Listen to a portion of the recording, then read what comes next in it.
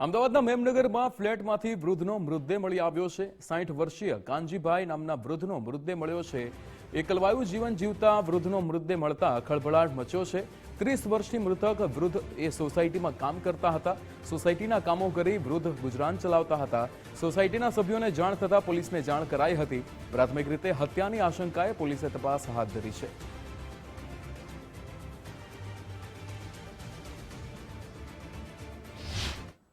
કાનજીભાઈ નામ છે। અહીંયા સોસાયટીમાં સોસાયટીમાં કામ કરે, છૂટક કામ કરે છે, ગાડી સાફ કરવાના છે, બધું ડિસ્ટ્રીબ્યુશન કોઈ કાપે બહારથી આવે ડિસ્ટ્રીબ્યુટ કરવાનું બધું કામ કરે છે।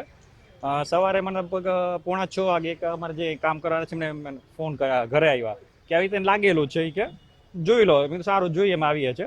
પછી આવીને જોયું તો મને ડાઉટ ગયો, એટલે મેં અમારા જે ચેરમેન ને એમને છે પ્લસ અમારા વાઇફ છે સેક્રેટરી છે, એટલે અમે જોયું એટલે ચેતનભાઈ સંઘવી એમના સન છે જે બીજી એમને કોલ કર્યો કે આવી રીતે છે તો બધાને આપણે બોલાવી લઈએ।